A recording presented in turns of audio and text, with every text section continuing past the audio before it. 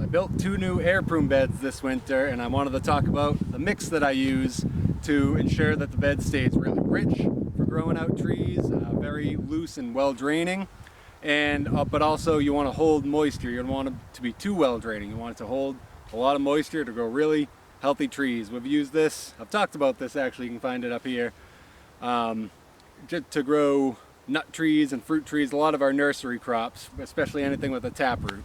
So this has worked wonders. Let's take a look. So first things first, here's the mesh bottom of the Air-Prune bed where the root gets pruned.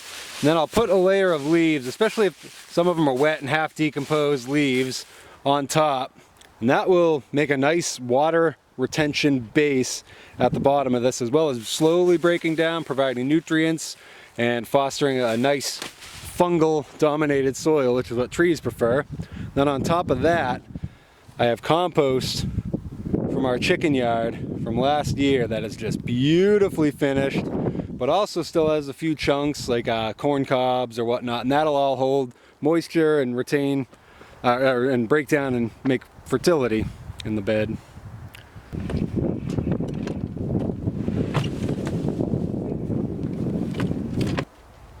So this compost is nice and laid down now, and here I have some compost and biochar I've made. The biochar has been charging in here with other organic fertilizers and chicken manure, and that's been a nice component to this too, because that holds a lot of moisture and nutrients. I'll put a few of those in each bed, stir it in as I go, and then go for a really nice potting mix. I actually get it from the farm I work at, and it's nice because it doesn't have any synthetic fertilizers. It's a really good ratio of things, and this will help with the compost and the biochar to add some nice aeration, but moisture retention qualities. And then finally, I'll cap this all with some good buckets of native soil.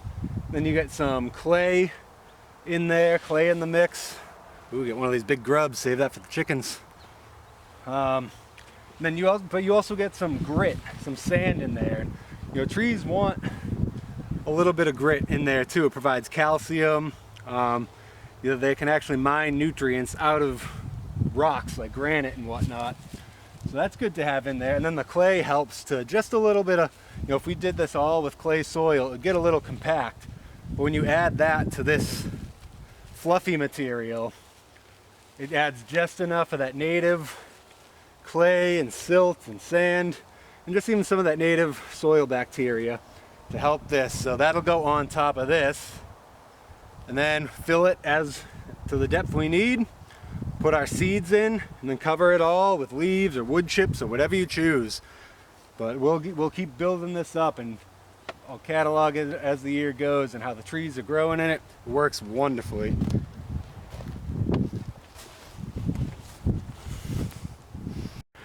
Just like that, we have 2 new Air-Prune beds filled, and then I'll cap them. I'll water them in a little bit. There's no seeds in there yet, but I'll water it just to activate all the microbe growth, and then mulch it with a lot of leaves, and then in a couple weeks probably put some hazelnuts, persimmons, chestnuts, all sorts of good things in there. So nice 2 rich beds. We just had that one down here last year, grew about 1,000, a little over trees.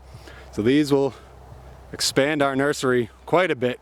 We have some more up there on the rise, and I'm gonna build another one here, and probably eventually get this whole hillside just packed with Air-Prune beds. I mean, it's a great growing system, so if we can get some nice trees out in the world, as well as for our orchard, that'll be great.